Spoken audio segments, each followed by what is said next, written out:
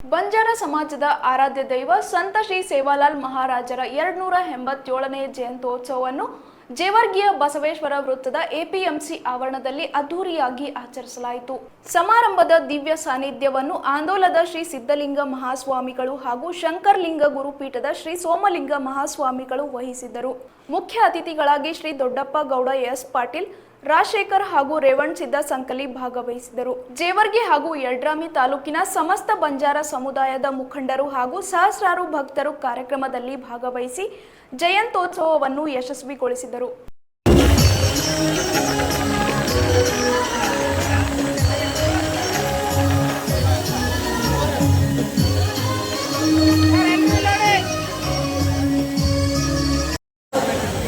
Dhansingh Rathod, Dauji P Rathod रेवनूर, Gangaram Chavan APMC ನಿವೃತ್ತ ನೌಕರರು ಜೇವರ್ಗಿ, ಧರ್ಮೋಚಿನ ರಾಠೋಡ್ ಹಿರೇಮಠ ಸಾಹೇಬರು ಬಂದಿದ್ದಾರೆ. ಇವರಿವರ ಎನ್ನದೇ ಎಲ್ಲ ನೀವು ಕಾರ್ಯಕ್ರಮಕ್ಕೆ ಬಂದಿದ್ದಕ್ಕೆ ನಿಮ್ಮ ಮಹತ್ವದ ಸಮಯವನ್ನು ಕೊಟ್ಟು ಈ ಕಾರ್ಯಕ್ರಮ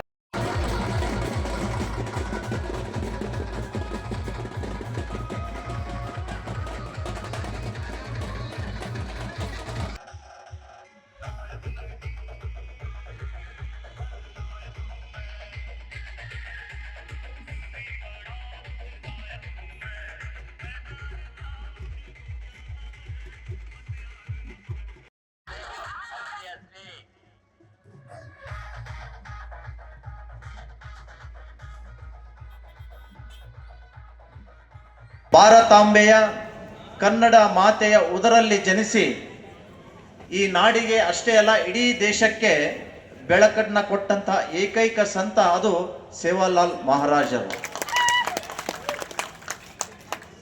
15ನೇ ಶತಮಾನಕ್ಕಿಂತ ಮುಂಚೆ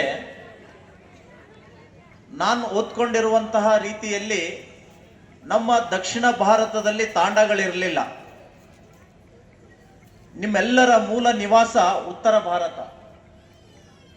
ರಾಜಸ್ಥಾನದಲ್ಲಿ ಸ್ವಾಮೀಜಿಯವರು ಹೇಳಿದ ಹಾಗೆ ರಾಣಾ ಪ್ರತಾಪ ಸಿಂಹರ ಸೈನಿಕರಾಗಿ ಸೇನಾಧಿಪತಿಗಳಾಗಿ ಹೋರಾಟ ಮಾಡಿದಂತಹ ಸಮಾಜ ಅದು ಲಂಬಾಣಿ ಸಮಾಜ ಮತ್ತು ಗೋರ್ಮಟ್ಟಿ ಸಮಾಜ ಅಂತ ಹೇಳ್ತಾರೆ.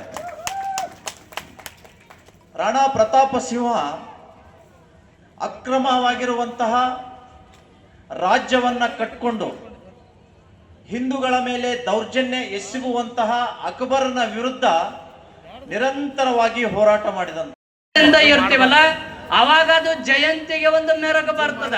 ಸೇವಾಲಾಲರು ಹೇಳಿ ಹೋಗಿದ್ರು ನಮಗ ಏನಂತರ, ಎಲ್ಲರೂ ಕೂಡ್ರಿ, ಕೂಡು ಒಂದಾಗಿರಿ ಅಂತ ಹೇಳಿದಂತ ವಾಕ್ಯವನ್ನ ನಾವು ಒಕ್ಕಟ್ಟನ್ನು ಸಂಘಟನೆಯನ್ನು ಮಾಡಬೇಕು. ಆವಾಗ ಮಾತ್ರ ಸೇವಾಲಾಲರಿಗೆ ಒಂದು ವಿಚಾರ ಬರ್ಲಿಕ್ಕೆ ಸಾಧ್ಯ ಆಗ್ತದ. ಬಂಧುಗಳೇ, ಸೇವಾಲಾಲ್ರೇನು ಡಿಜೆ ಹಚ್ಚಿ ಕುಡಿ ಅಂತ ಹೇಳಿದ್ರನ? ಇಲ್ಲ, ಸೇವಾಲಾಲ್ರು ಹೇಳ್ತಾರ, ನಮ್ಮ ಧರ್ಮವನ್ನ ಕಾಪಾಡ್ರಿ, ನಮ್ಮ ಸಮಾಜದ ಪರಂಪರೆಯನ್ನು ಕಾಪಾಡ್ರಿ, ನಮ್ಮ ರೀತಿ ರಿವಾಜುಗಳನ್ನ ಜೀವಂತಿಡ್ರಿ. ಯಾಕೆ ಹೇಳ್ತಾ ಇದೀನಂದ್ರ, ಬಂಜಾರ ಸಮಾಜದ ಸಂಸ್ಕೃತಿ, ಸಂಸ್ಕಾರ, ಪರಂಪರೆ ವಿಶಿಷ್ಟವಾದಂತ ಪರಂಪರೆ, ಅದು ಶ್ರೀಮಂತ ಪರಂಪರೆ.